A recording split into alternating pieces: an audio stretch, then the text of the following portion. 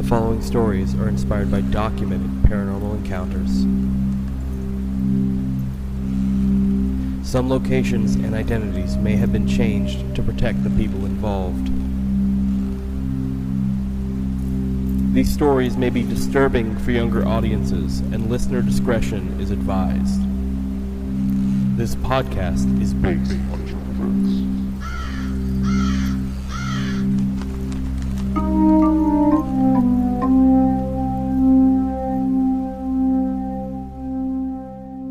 Hey, I'm Brandon, he, him. Hi, I'm Dalia, she, her. Hey, I'm B, they, them. And this podcast is based on true events. I think I said was. Well, it is. So It is. It is based on true events. I don't Yeah. know what I said. And that is based on true events. Let's hope it's true. Let's hope it's what it's supposed to be. All right, party on, Wayne. It was probably English. What's the vibe check today, guys? Silly goofy. Silly goofy. Also still eepy. Just found out B hasn't eaten yet. Yeah. And I'm gonna kick their ass. I'm getting yelled at. I'm sorry. Yeah. Yeah. I've got like a slight headache up here in my upper left, but it's manageable. I'm drinking water for both my hydration and for that, so hopefully that helps. And your throat. Yeah, the hydration part. That's what it's for. Oh, that's, but, okay. Yeah, throat Okay. wet if hydrate.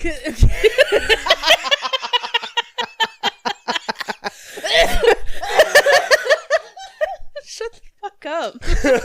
You think we're the ones giving him a migraine? Probably. You don't understand. Okay, so listen. Listen.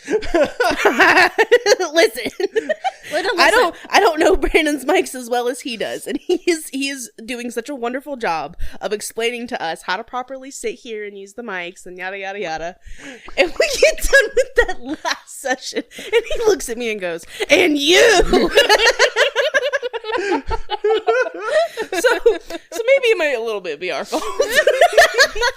No, it's fine. These bitches stress me out. No, I would never. I never say that. I know. No, he would never, but It's funny. Dude, my back hurts from laughing. Something I forgot to mention last episode is we recently, I'm excited. That's my vibe. I'm excited because yesterday, we got in some business cards for the podcast that we are going to split up amongst each other and spread around at various locations. So if you made your way here after finding a business card of ours in the future, hi. Welcome. Hey. That was by design. We also got you've been bamboozled. We also got some like stickers ordered to put in certain places. So I'm a sticker whore. I love me some fucking A sore, stickers. if you will. A sore? sticker whore. I don't know if I want to Store? go around saying I'm a sore. That's fair. Or a store, maybe. Is it a contagious sore?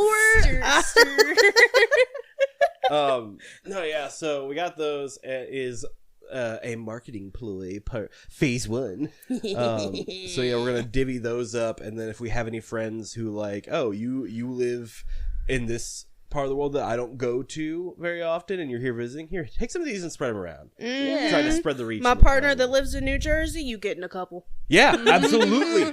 Great idea. Yeah. I got family all over the damn United States. You getting some, you getting some, I just need one more work trip back to West Virginia so I can stick one in the crack of Mothman's ass. Oh, And that then- would be hilarious. That'd be so funny. Because I have had to take a work trip there once for like a plant of ours, and we got to visit the Mothman Museum for a few minutes before heading back.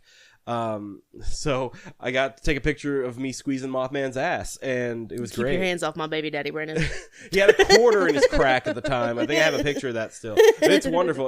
I love Mothman. I love cryptids. They're so cool. Mothman. And talking about like different plans for our honeymoon and stuff, or like our mini honeymoon, whatever, when we get like married or whatever. When we elope this year. Yeah, we elope this year. One of the ideas is a little bit of like a cryptid trip. And the reason that got spawned is we found out that the Bigfoot Museum and the Flatwoods Monster Museum are literally right down the street from each other. Wow. That's insane. In the same state as the Mothman Museum. Yeah. Yeah. That's crazy. A Yeah, lot of absolutely. cryptids in West Virginia. What's going on over there? Mountain Mama. Mountain Mama. It's all that Mountain Mama over there. All that Mountain Mama. Appalachia. Mountain Mama. The Appalachia's scary. Yeah, for sure. Speaking of scary and Appalachia, I have a story for you guys. Oh, of course it's in theme with the... Oh, my God. It actually that wasn't planned at all. Wow.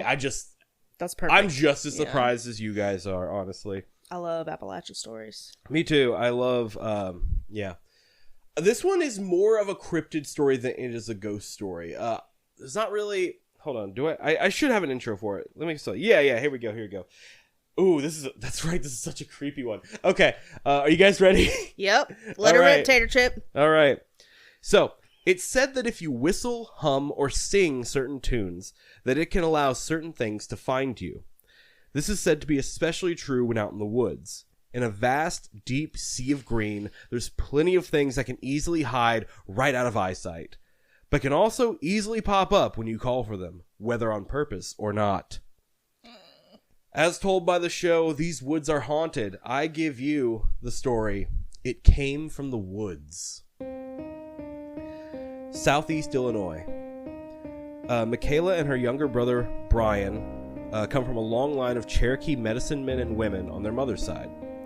Whenever they would go out to their native grandparents' home when they were younger, almost every weekend, their grandparents would always regale them with native legends and stories with them.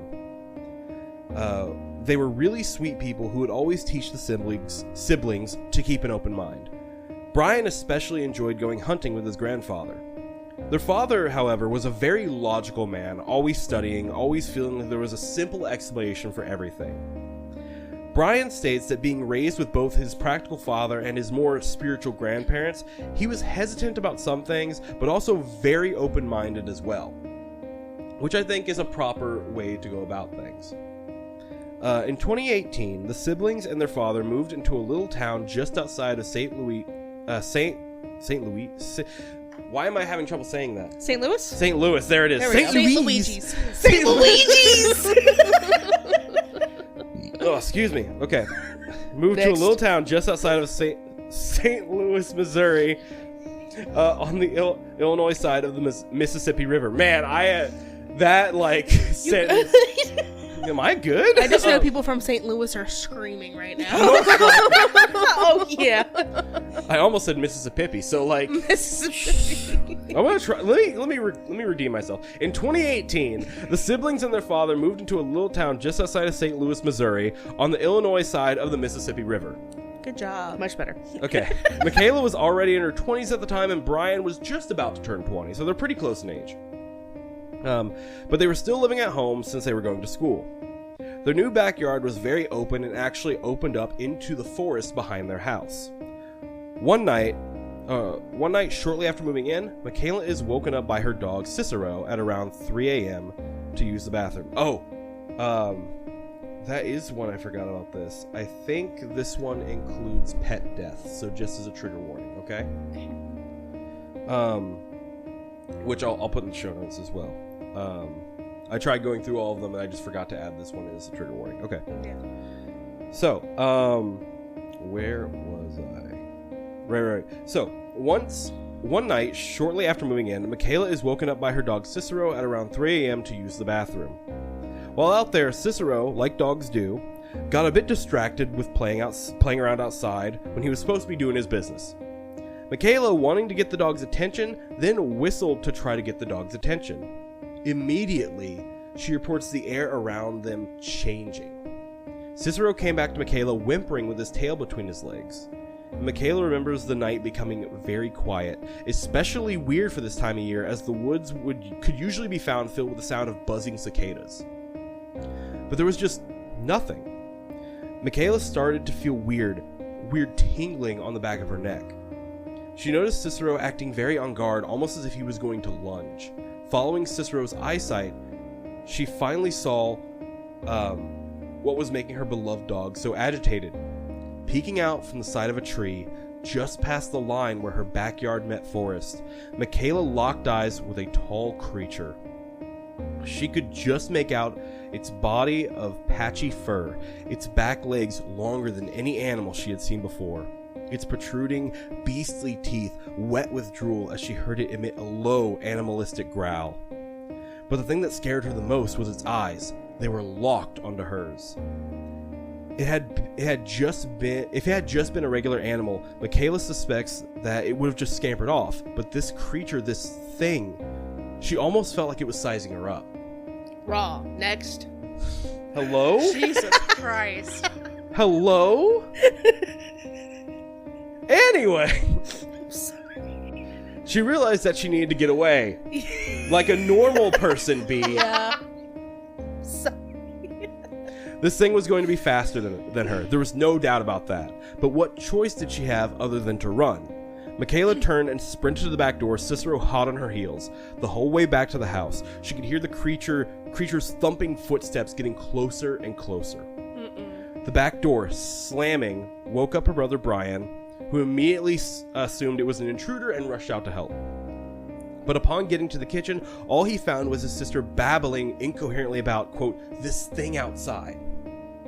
After getting her marginally calmed down, she was able to explain to Brian about what she had just seen. A creature that they had only heard about in the grandparents' stories growing up.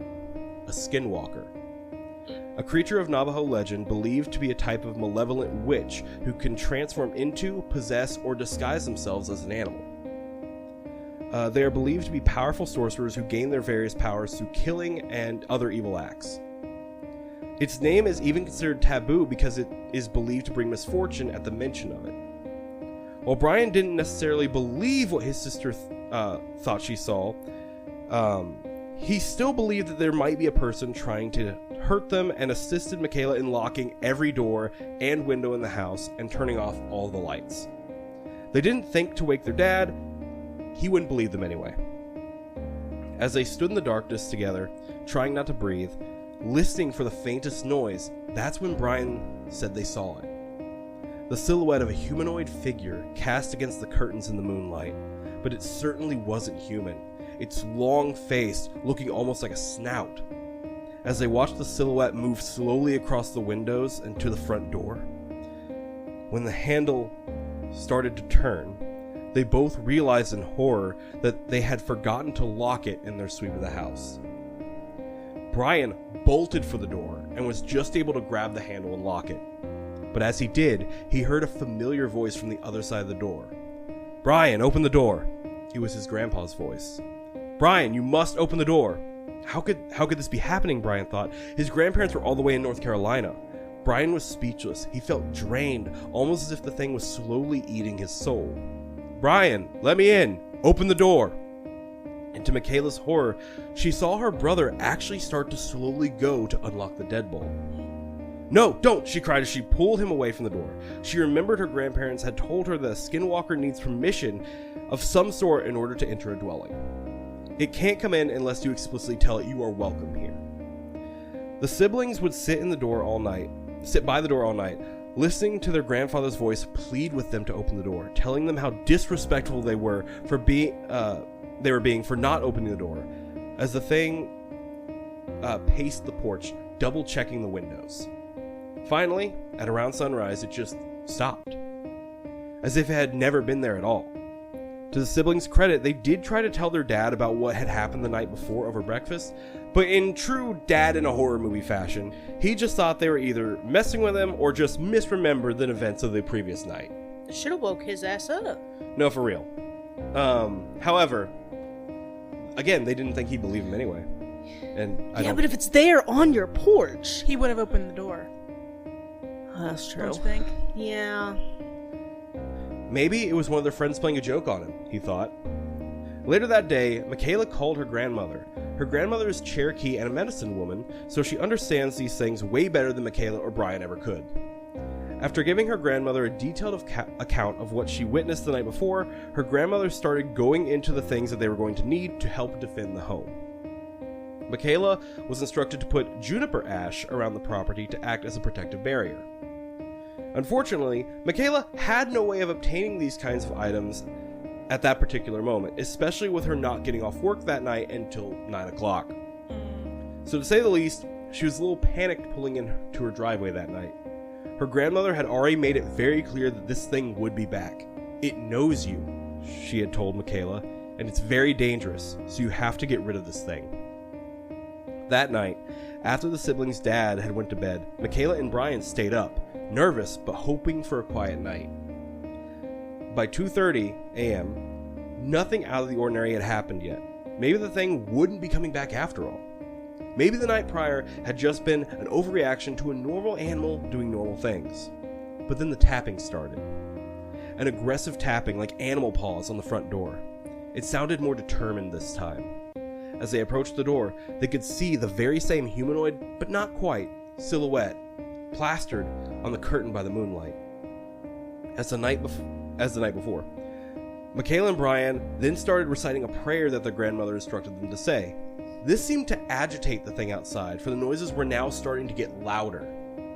Brian was worried that eventually the noises would wake up their dad, who would surely open the door to find out what was going on. And opening the door was one thing they were not supposed to do. Okay, that tracks. The noise went from tapping to banging to full-on pounding on the door. It sounded like the thing was having a full-on temper tantrum, like the praying was making it just so angry. The banging getting more forceful and stronger with every passing moment.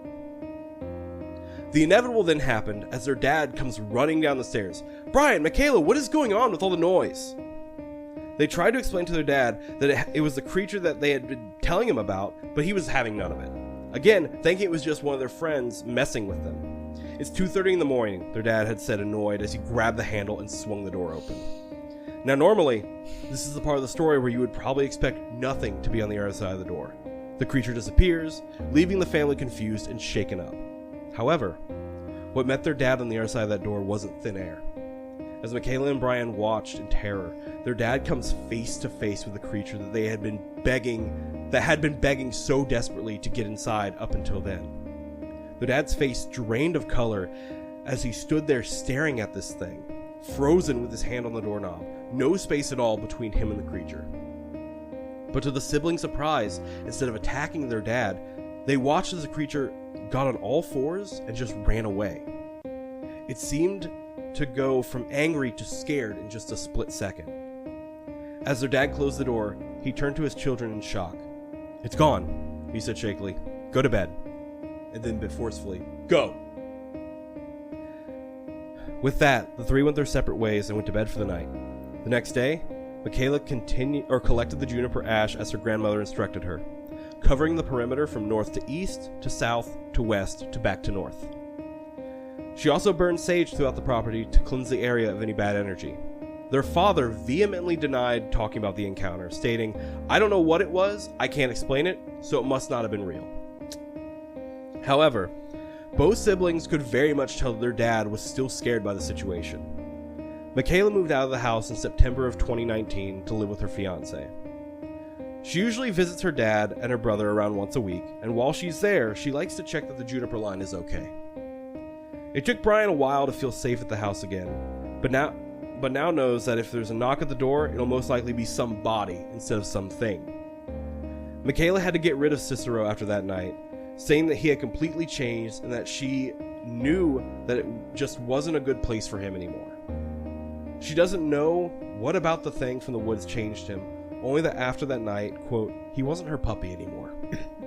He was adopted after 2 days in the shelter. Damn. And so, actually, I was wrong. Thankfully, I misremembered. There was no pet death. But it did change Cicero that night.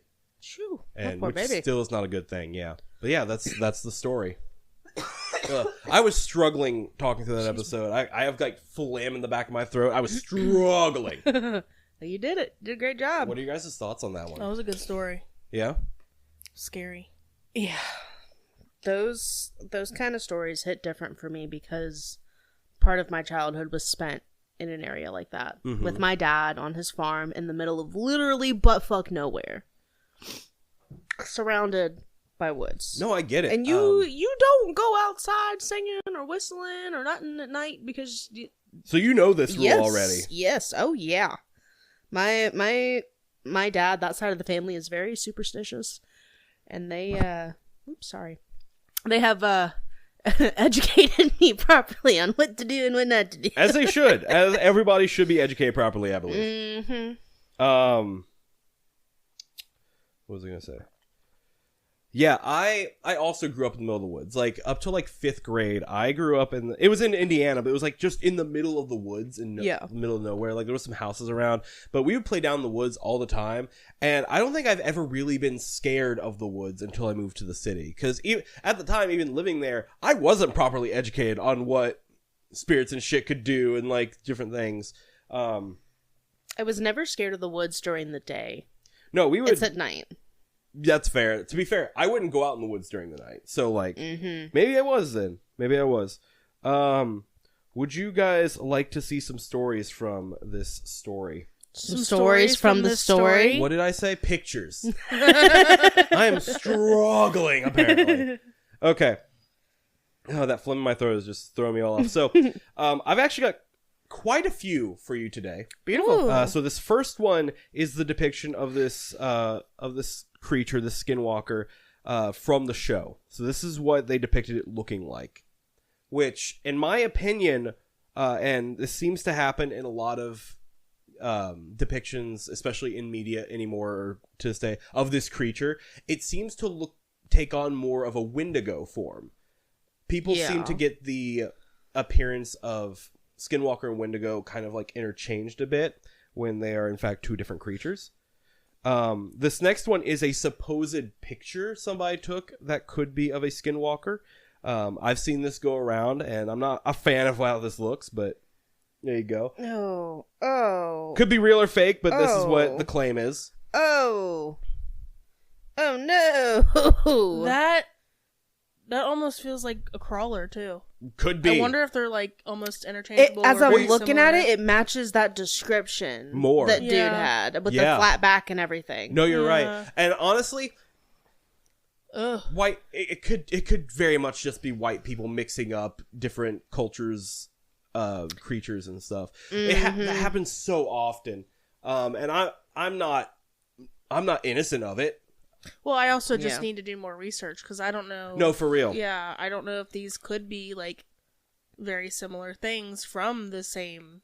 Correct. culture, Yeah. even. For all we know, this could be a like crawler, and could be the same thing, just called differently by people who don't know. You know what I mean? Yeah. Who aren't informed. Maybe they use the word crawler in place of it on purpose too. Could be. Yeah. This next one is a artist depiction of the creature that is more like humanoid and probably closer to what the original legend would be, right? Mm-hmm. I wasn't able to find the artist for that one, but there it is. So, do we think that the creature ran away scared because the person who opened the door wasn't the one he was targeting? I don't know. That's it. That part of the story baffles me a little bit because I'm like, because again, it wasn't explicitly told you can come in, right? So it wasn't welcomed in either way. But I think it almost feels, which again, it feels like a very human trait to have, being thrown off by somebody you didn't expect to open the door. Almost like it issued a challenge and didn't expect to be called out on it, right? And I almost feel like maybe the dad encountered one when he was younger. I don't know about maybe that. The same one. Like that could be. It could be a familiarity thing too. I mean, I guess, but I don't know. For a dad who like just doesn't believe in these things at all, allegedly, right? Allegedly, that you think dads are always out here telling the truth. You're right. You got a point. You got me there. But I don't know. I don't know about that one. But this next one, I'm gonna I'll find out who the artist is real quick because I wrote it down. This next one is another artist depiction. It's a little bit more of an interpretation side of things. This is by John Fyodorov. Fyodorov. Feodorov. That's the last name. So that's the artist. That's his depiction of it, like art wise. And then I've got one more, and this is it's probably more of like a supposed to be creepy depiction, but this is actually of a Wendigo, which is, what people usually depict skinwalkers looking like, or like, this is a Wendigo. This is what they like. Again, supposed to be a creepy depiction of it.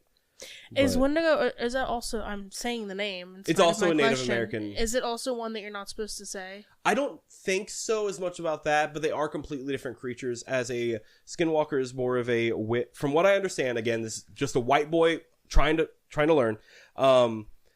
It's like, for the skinwalker, it's like a witch who does evil things and can morph and change into an animal form. And Wendigo it feels almost like a curse, like a human becomes this from like excessive hunger and evil, maybe. Like, I think cannibalism is also involved in that. It's been so long since I've heard an actual Wendigo story. So, according to Reddit, which you can... Of course, yeah. Yeah, I mean, take it or leave it, right? Right. We don't... I've always heard that you shouldn't say the name from traditionalists. Right. It's not because if it's offensive, though. It's because it's a horrid, terrifying, and supremely evil spirit that shouldn't be spoken about. Mm-hmm. And they said, I'm sure there are some Christians out there who think that you shouldn't even say the name of the devil. You can think of it like that. Yeah, I've definitely encountered those people. Oh, yeah. So. But either way, I have no place to say as I'm not of that culture. Either Yep. way. Right. I just wanted to educate No, myself. yeah. We only know what we're able to read. Mm-hmm. But yeah, so that is... You guys know how to read? Yeah. Jared? 19? Hi, I'm Jared. I'm 19 and never learned how to read. Yep. Okay, well, that's my story today. Dahlia, what do you got for us today? I have 2 stories today. Ooh, swap They are from last episode. Right. They are vastly different from each other. So we got a little bit of variety.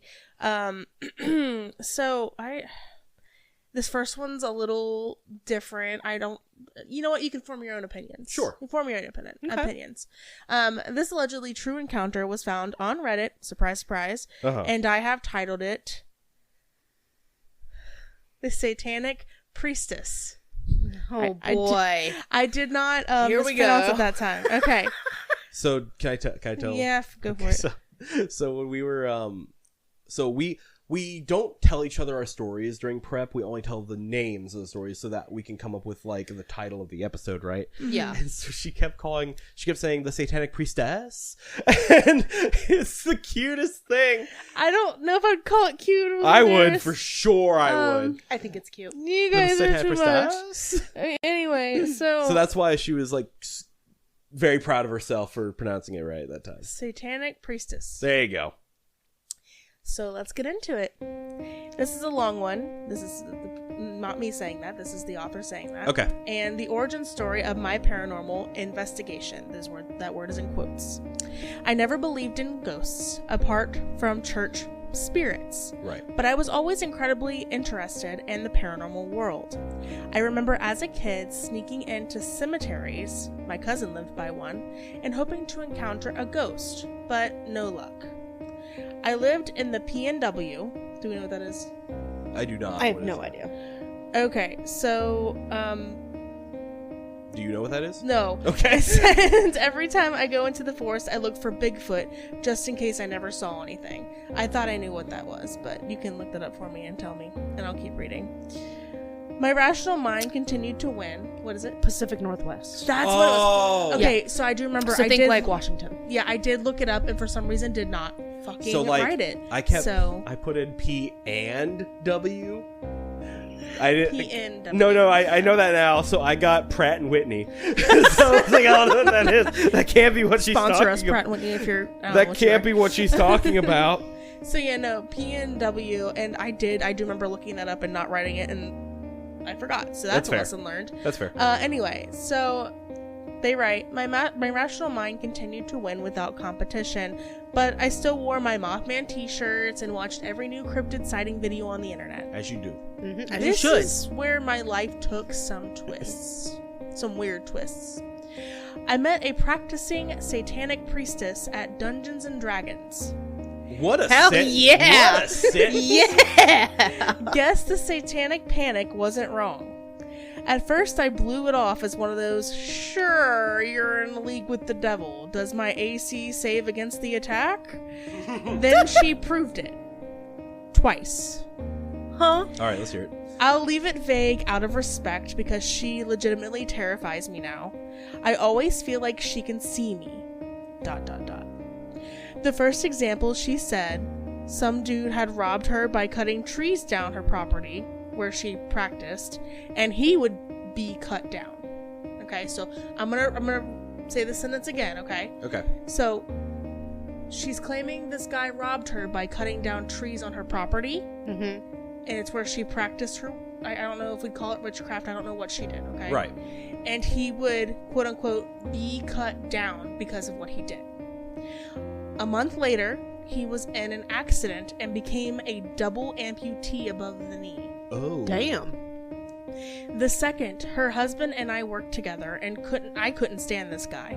Her husband tells me that she put a curse on him and put some eluded objects in the freezer to, quote unquote, cool off.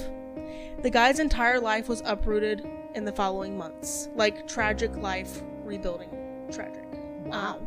Like he said, he's not going to give details, but Right. apparently she cursed him and then his life got uprooted. So I stopped playing games at their house later on. She liked me and the campaign was intense. She ended up catching me alone one day as everyone else was running late. We got to talking and she went straight into religion, diving into my childhood faith and my modern ideas of thinking the paranormal was interesting but fictional. She kissed me gently on the forehead and said it would help me see better. It wasn't romantic, it was like how a grandmother would bend down to kiss a grandchild on the head, honestly. I forget the event, and one day I look up and see a full manifestation shadow person walking in front of me. It was a complete void, but it felt like it was intentionally looking at me. I felt no malice or fear, just a casual hello as it passed through. I lost it. My face completely white and my rational mind left in shambles to explain. In my future research into the paranormal and occult, I would encounter it again. I believe it haunts me now. Never has something physically happened still after all of my attempts and study until tonight. I have a lamp in my home office that belongs to whom I suspect is/isn't the deceased owner of said lamp. Do with that what you will. Okay. It's like one of those glass detective lamps, but occasionally the light shade will spin over. Of course, gravity, loose threads, and footsteps make the most sense, but it always feels intentional. Tonight, while at my computer facing away from the lamp, I heard it turn over. I said my customary hello, and anyone there who would like to talk? Without looking over. It's more to make myself laugh at this point, but today the light turned on. At the bottom, there's a pull chain that makes an obnoxious click when it turns the light on and off. There was no click tonight. I saw the light turn on. It was like a motion sensor. Even now, I'm having an out-of-body experience writing this. After such curiosity, physical proof, a message, something. So, the reason why I put this one in here, and he is very much confused, I think. Okay. Is because do we believe that people can just pass on a gift like that by kissing somebody on the forehead? I don't know if it's passing on a gift more like. Is that the end of the story? So yes. So first of all, the hair is standing up on my arms right now. Yeah. Yes. So he like he said, he had never had any experiences before. Right. He just was interested in it. And I think that's why she took a liking to him. Uh-huh. But she said it would help him see better, and then suddenly he was getting these experiences. So I think it's less of passing on a gift, because like in my opinion, also I heard the lisp when I said passing, and I was like, I think it feels less like passing on a gift and more like opening something, because in my opinion, I feel like everybody has the potential to see spirits and the potential, because they're part of our world, you know. I think it comes to the point where it's like, are you paying attention or not? Do you want to see them? Like, are you open to this? And I think there are ways that stuff can be like streamlined, opened a little bit, you know? Mm-hmm. And for all we know, that like kiss on the forehead could have done nothing but give this person what they needed to like be open enough to it. You know what I mean? Well, like your third eye's in your forehead too. I was just gonna say that. I was just gonna say, do you think it's akin to like opening their third eye? Because everybody says the third eye's in the forehead. Every depiction you see and I mean, I used to be really into spiritual things like that, and yeah. You know what? My aunt, she practices Reiki. yeah. I want to ask her and see what her opinion is on it. And then Okay. I'll bring that back to y'all. Okay, Cool. sure. So I do have a photo. Okay. I should have been getting it ready. One more thing. Yeah. I do want to say, love witches. However, love witches, love the idea of like witchcraft and stuff like that, and like full respect to people who practice. This one, I think someone touting themselves as a satanic priestess, like, I guess more power to you. It kind of scares me. So priestess is actually like a higher up thing. Right, yeah. Meaning that she has been practicing a long time and she holds herself, or maybe even other people hold her. She done earned that in title. that regard. Yeah, no, that's scary. I mean, Yeah. and the fact that, I mean, she could have been causing someone to be No, yeah, an that's also amputee that's another thing for me, is because in my opinion, if you're willing to curse anybody, what is the line to where, like, if I just piss you off, is that enough? Like, I'll never be able to feel comfortable. I do not fuck with dark magic. No, absolutely not. Yeah, Absolutely not. Yeah. Absolutely not. I'm a practicing witch, and that is something that I won't touch. No, Yeah, me neither. for sure. I'm too scared, Me because what neither. if I fuck it up and that comes back on me? That's what I don't really talk about it that often, and I've been out of practice for a minute, but that's something I've always been wary of, and then like even friends will joke around with me and be like, should I curse them? What should I do? And I'm like, no, you don't want to do that. So You don't want to do that. Yeah. funny story. There's a woman in my life that you two know, and I will give you to her name later, or you probably already know who I'm talking about by the time I get to where I'm going. Okay, sure. But there's a woman in my life who threatened to curse me and to leave me with an empty womb because she didn't like what I was doing. Oh. I ended up with custody of both of her children. And then I had my own Insane. daughter. Insane. So when I tell you I would rather work on the protection side, No, for it's- Yeah. Yeah, no. I couldn't believe it worked out that way. I thought it was so funny. No, yeah. I ended up with both your kids. Okay. If you're not willing to bear the curse yourself. Yep. Try it again. Yep. So, I mean, of course, everybody has different opinions out Right. there. Oh, yeah. Yeah. Y'all do what you're absolutely. gonna do. That's just Like, obviously, me... So, like, I'm not really religious anymore, but I was raised religious. And Oh, yeah. so, like... Yeah, extremely. And, like... we went to church together. For sure. Mm-hmm. But... So, I think inherently, anytime something is, like the word satanic and anything comes up, it's gonna make me uncomfortable. But I think dark magic in general, even, like... Because I was gonna ask you, like, as, you know... not really practicing, but of this belief yourself and of this kind of, like... I wish I was practicing more. I have to get Right. back in the good headspace. I can't practice if I am not in the mental headspace No, or have the mental health blame. I have to take care of myself first. Right. Before I put my energy into something else, if that makes sense. Of course that makes sense, And yeah. a lot of the self-care that I will be doing, I was gonna say, putting that energy back into yourself. but Exactly. A lot of absolutely. it would be, yeah. Absolutely. So, did you have more to the question? I'm so sorry. I was just going to say that, like, as somebody who has practiced before, I was going to ask how you felt about this situation, but I didn't want to bring it up first because I didn't know how comfortable you were about talking about it. So now that you have, how do you feel about this? Like, what is your opinion? This specifically, so I have already said I do not fuck with the dark magic. Of I do not course, fuck yeah. with that kind of stuff. And it's kind of like how B mentioned the third eye. That's immediately what I thought of.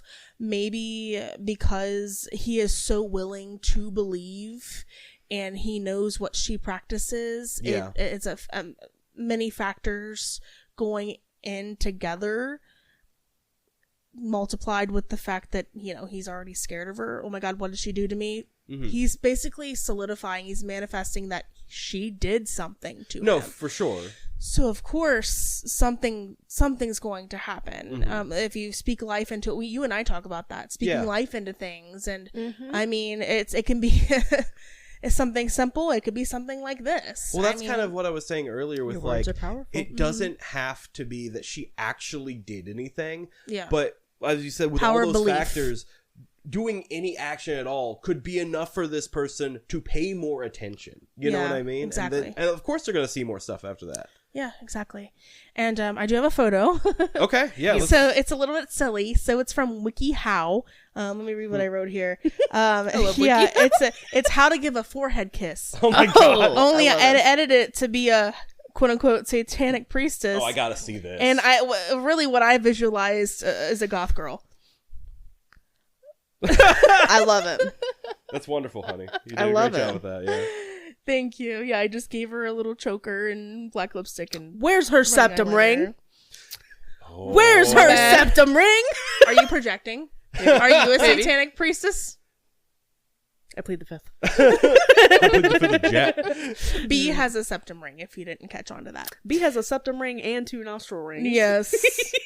Yes, you do. I like my decorations. I'm sorry. No, you have to be sorry. I miss my Medusa piercing. I loved that thing, but yeah, I'm not allowed to have it at my current job, and I took it out before it anyway because I was getting annoyed with the. My bridge piercing Dryness. was my favorite piercing, and I took it out because I had a court hearing, and when I got out of my court hearing, I couldn't put it back in. No. Yep, Yikes. it That ended up. sucks. So I took all of my face piercings out that day, and I was able to get my septum back in and one of my nostrils, but I had to go get the other nostril re-pierced. Yep, Yeah, not fun. love that for you. And that's a piercing that my bridge, I don't think I could get done again. That shit hurt. That hurt real bad. I can imagine. They Go slow, so slow. Oh. They Why? they hold I you guess it up makes because there's so much skin they've got to go through to get to the other side, and they go so slow, and it fucking hurt. Yup. I always thought they looked cool though. Oh yeah, I think they look great. So when I got my bridge pierced, it was during COVID, and I told people that the reason I got my bridge pierced was because how are you supposed to know I have daddy issues if you can't see my nose rings? Anyways, I don't even have my ears pierced. I have sensory issues when it comes to most. Medusa's the only one I never had any sensory issues with, which is so strange because it's right there on your frickin' gums. I love that. So it doesn't make any sense. Anyway, so yeah, are we ready for my second story? I am. Yes, I am ready. Okay. Yeah, that felt like a longer one than it actually was because we had a good discussion afterwards. Yeah. I love that. So this one, okay. So I'm going to be telling 2 separate stories for these allegedly true encounters. The original post on Reddit and someone's comment, and you'll see why soon here. Okay. All right. I call these series of stories glitches in the Matrix. Okay, sure. Oh boy, red pill, blue pill. Let's go. So let's get into it. Here's the original post.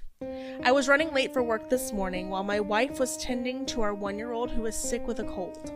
She asked if I could stop at Walgreens down the street to get him some cough medicine. I was in a huge rush, but didn't want him to go without, so I headed over there as quickly as I could. My wife and I were on the phone as I was driving and pulling into the parking lot.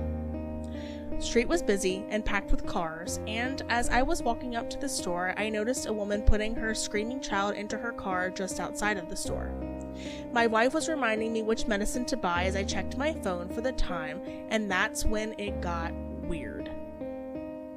The second I walked into the store, my phone turned off and the call dropped. The sliding door closed behind me, and the entire store was empty. The lighting was different than what I was used to. Fluorescent and cold. There was no one at the front and no one in any of the aisles I could see. I turned around to look outside and there were no cars in the street, not even the woman who was just there 5 seconds ago. I actually said, "Hello?" twice, loudly, feeling like this was some sort of horror movie I was in. The entire store was silent, and I go grab my phone again to film this in case no one believed me. And of course, it won't turn on. Of course. I turn the corner down a random aisle, and just like that, there's people there. The lighting is different now, and warmer. There was even music now. I turn to look at the front, and there's a customer mid-transaction with the checker. My phone starts working again, and my wife is calling me. She tells me it just went silent and said the call failed. I stood there for a minute and realized there was nothing I could do but buy the medicine and go on with my day. I don't know if this was a glitch in the Matrix, odd and coincidental timing, or some weird parallel universe type stuff, but all I know is that it was strange as hell, and I didn't really know who to tell this to. So, I know exactly what happened. yeah. That man went into the back rooms for a second. Yeah. So, I would feel like I was so crazy. yeah. What the Yeah, fuck? I agree. So another user commented their story underneath, stating, yes, OP, your story sounds eerily similar to mine. I'd like to tell it to point out the consistencies. This happened in 2016. I have an ex-boyfriend, and while we were together, we liked to just listen to music and drive around, discovering new places. We turned into this neighborhood one evening. It was early summer / late spring, around 5 or 6. Still a bit light outside and fairly warm. On these excursions, I'd usually be using my GPS on my phone.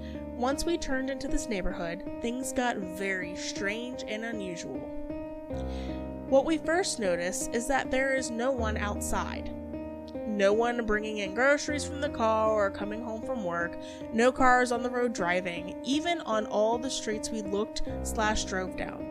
No children out playing or riding bikes. We mention this to each other, and we begin to look a bit harder. Next, we notice that there is nobody in any of the homes. No lights on in any of the houses, as many of them had big front room windows you could look into. But they were all furnished and had cars in the driveway like people did live there. We begin to get very weirded out. I am trying to route us out of that neighborhood, but my GPS is completely not working, and was showing us driving down roads we weren't on, turns where there weren't supposed to be any, etc. It's like we were going in circles even though we kept trying to go down different streets to find the main road. Nope.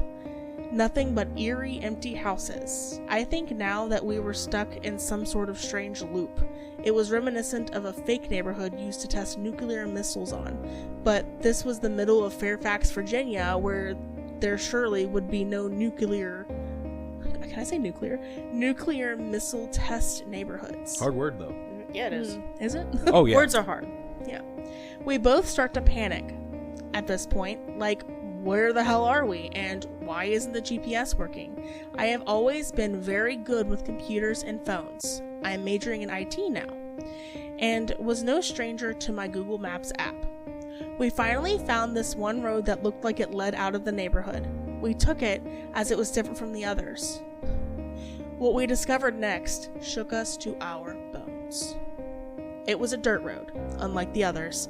After driving down it for a moment, we realized it led into a heavily wooded area. It was nightfall at this point, and we had been trying to find our way out for at least 20 to 25 minutes. We have no music on, as I had paused it so I could concentrate more on the GPS. We are driving down this road and see a huge house to the right. One light was on inside, what appeared to be the upper level mid-room. You could see light through that window and a black figure standing there. We are so scared at this point. The figure wasn't moving, like it was just watching. We are driving slow because we both just can't understand what's going on and are looking up into the window. What the fuck is that? Then, so quickly and out of nowhere, this white pickup truck begins tailing us. Fast. No, nothing. Way too fast to be simply just driving behind somebody on a dirt road. At least 50 miles per hour. I'm not shitting you when I say it chased us out of there. My ex is driving hunched over the wheel while simultaneously looking out his rearview mirror at the truck. I have my back turned looking out the back car window. You could cut the tension with a knife as we were both freaking out. What the hell is happening? Drive faster, it's not slowing down. I can't drive much faster on this road, it's shit. We were in a small car and it was a dirt road. Eventually the road finally and somehow leads us out to the main highway. What the hell? We both breathe a sigh of relief and are just absolutely bewildered at what just happened. We were both sober, and on the ride back we were both asking each other, that wasn't just me, right? Mm-hmm. To this day, both of us are freaked out and haunted by this event. We had some other very strange things happen after all that as well. We're both sober every time we encountered something like this, but I'll digress for now. Thank you for reading if you've made it this far. I don't recount this publicly often because not many believe us, but your story really resonated with me and reminded me of this time. All right. Yeah. Backrooms. So that was two different stories. Yeah. Oh, man. No, yeah, glitches in the Matrix are weird for me because, like, I feel like I don't hear about them as often, but that almost feels like just slipping into a different reality in general, like, which I guess is a glitch in the Matrix, but, like... Backrooms. Backrooms. I'm telling y'all. Backrooms. So, I have some pictures. Cool.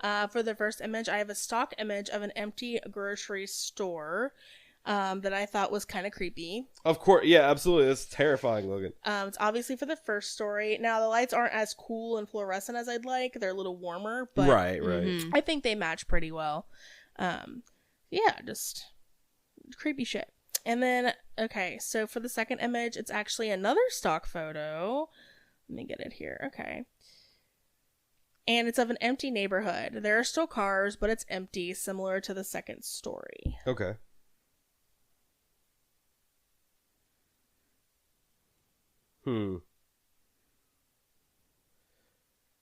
Yeah, I don't know, Little 'cause, like, boxes on the hillside. they remind me of, like, those... They remind me of, like, those liminal space, like, videos that at least I get on TikTok a lot. And I find liminal spaces to be extremely relaxing for some reason. Like, the one with the town, that doesn't really bother me for some reason. I feel like I would feel differently if all of a sudden I'm in that, like, when I'm not supposed to be. And you're getting tailed by And I'm truck. no, that one is, that's the scariest part, is immediately, like, getting chased, like, in general, not cool. You know what I mean? Yeah, those are weird. Definitely. Shoo! No, yeah. Okay. B, what have you got to end us out with today? Something sweet. Yeah? Something sweet. Something sweet. Something Because sweet. I myself have done this. Okay, cool. Something sweet. Something sweet. Yep. I don't have a name for it, though. Anyways, here we go. Okay, yeah. Sure. One freezing cold evening in about 1989, we were in Kmart behind a woman and a sari with the too small winter coat over the top, and she had 3 kids, a girl about my age, 9-ish, a boy about 5, and a little baby. The mom didn't speak much, if any, English, and the daughter was translating. They were just trying to buy diapers and formula and a package of cookies. They didn't have enough, and the mom was trying to put the cookies back. But the little boy started to cry, and the grouchy old cashier was practically shouting, "You still don't have enough." Jesus Christ. And my mother was positively shaking with fury. She handed me a $10 bill and hissed to me, "Drop it." We didn't have much either, and I was so worried, but I did as I was told. I watched as it fluttered almost directly under the mother. Only I seemed to be looking at it. My sister was inspecting the candy, and my mom seemed to be entranced with the cover of People. The cashier kept badgering. The mom was frantically digging through all of her pockets and purse and pulling out coins, pennies mostly. And my mom turned and so gently said to the girl, "Excuse me, miss, I believe you dropped something." And the mom tried to give it to my mom, and my mom wasn't having it. The woman cried, and the daughter cried, and my mom cried. And the cashier rolled her eyes. Yeah, of course. Bitch. After the family left, my mom fussed out the cashier to within an inch of her life. You ought to be ashamed of yourself. You were shouting at a child. What would your mother think? So we paid, and my mom was rushing us out to the parking lot where the woman was waiting with her kids.